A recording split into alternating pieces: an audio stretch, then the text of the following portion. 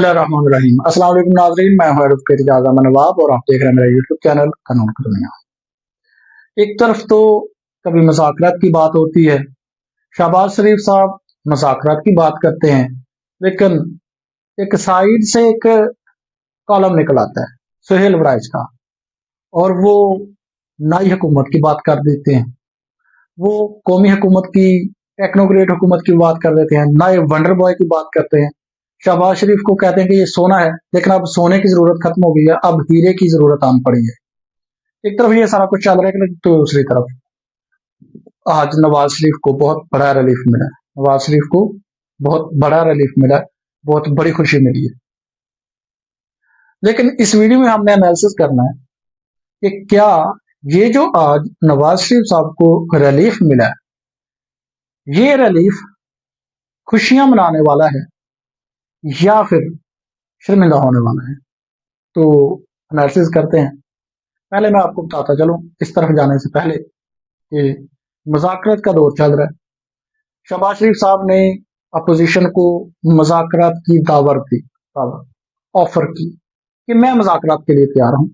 जब अपोजिशन ने तहरीक तहफ़्फ़ुज़ पाकिस्तान ने कहा कि नया मिसाक होगा, उसमें नए इलेक्शन कमिश्नर, जमहूरियत और आइन की बहाली की बात होगी, तो फिर शहबाज शरीफ साहब ने कहा कि जी 8 फरवरी के इलेक्शन, नए इलेक्शन और इक़्तिदार इंतकाल की बाबत कोई बात नहीं होगी, बाकी जमहूरी जो इक़्तिदार हैं उनकी बाबत हम कर लेते हैं मुज़ाकरात। अभी ये मुज़ाकरात की बातें चल रही हैं कि सुहेल वड़ाइच ने की कॉलम लिख दिया।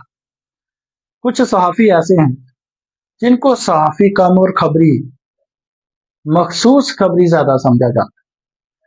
सुहेल वड़ाइच ने एक कॉलम लिखा, और सुहेल वड़ाइच ने उस कॉलम का जो मतन लिखा वो ये था कि शहबाज शरीफ साहब सोना है, लेकिन अब हीरे की जरूरत आन पड़ी है। शहबाज शरीफ साहब सोना है, लेकिन अब हीरे की जरूरत आन पड़ी है, और एक वंडर बॉय की उन्होंने तशबीह दी, वंडर बॉय की तलाश है। और फिर ये भी कहा कि जो अब हुकूमत होगी उसमें पीएचडी लोग होंगे, अपने अपने शोबों के मास्टर होंगे, वगैरह वगैरह। क्लियर कट उन्होंने ये बता दिया कि शहबाज शरीफ साहब की जरूरत खत्म हो चुकी, क्योंकि वो सोना है, अब हीरे की जरूरत है। दूसरी तरफ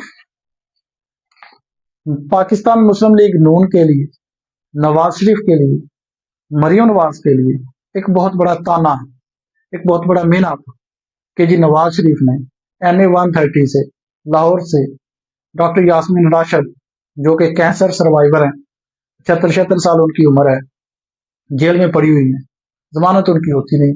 2 मई के केसेस में 10-10 साल तो रेट के हिसाब से, बाटा रेट के हिसाब से सजाएं सुनाई जाती हैं, और वो सियासी कैदी हैं, कैंसर के साथ सरवाइव कर रही हैं। उनकी सीट नवाज शरीफ जो 3 बार वज़ीर आज़म रह चुके हैं, उनका मैंडेट चुराया, उनकी सीट चुराई। ये नवाज शरीफ के खिलाफ नैरेटिव है पाकिस्तान तहरीक इंसाफ का। यास्मीन राशिद ने इस सीट को, इस रिजल्ट को चैलेंज किया। अब जब चैलेंज की बात आए ना, तो आपको पता है कि इस बार फॉर्म 45 और 47 का रोला था।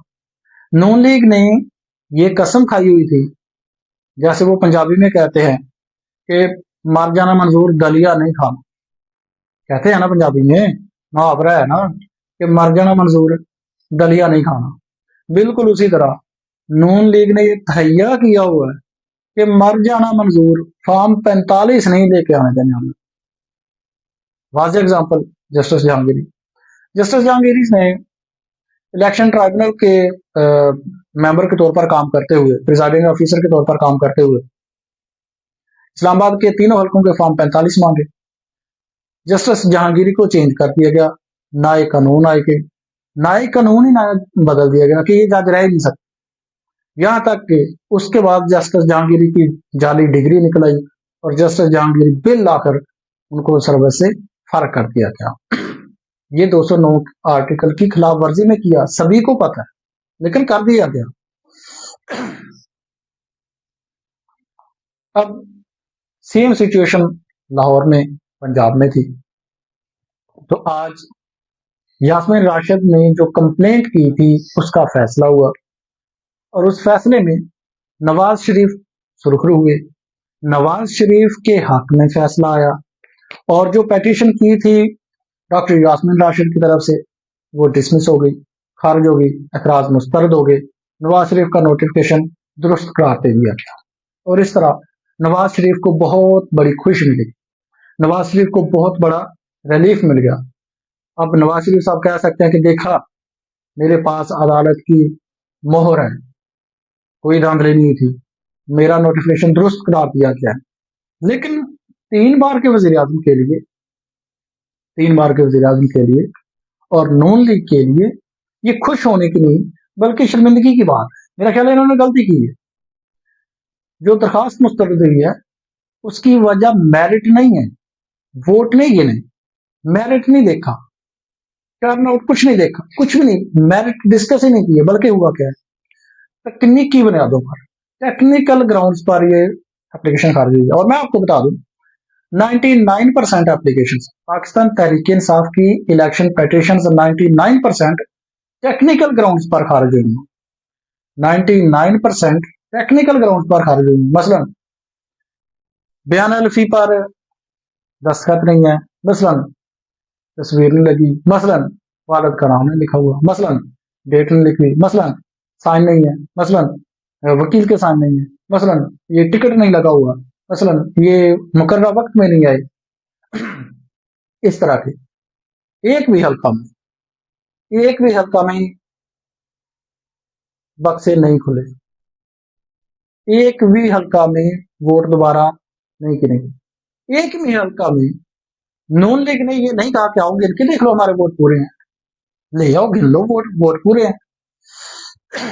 हालांकि जब इलेक्शन हुआ था तो राय साकिब खान साहब ने लाहौर के एक प्रेस से वो पकड़े थे, बैलेट पेपर छपते पकड़े थे और उसके बाद वो भी एक सारा मामला आपके सामने, आपकी नजरों के सामने इस वक्त घूम रहा होगा जब मेरी बात सुन रहे हैं आप, वो भी सारा मामला हुआ था।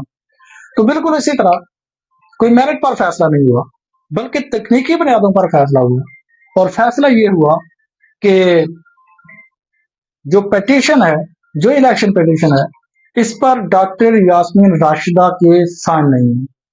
इलेक्शन पिटीशन पर डॉक्टर यास्मीन राशिदा के साइन नहीं है और दूसरा उन्होंने कहा कि ये जायदुल मियाद है, मुकर्रर वक्त के अंदर नहीं है और इसलिए ये पिटीशन खारिज की जाती है।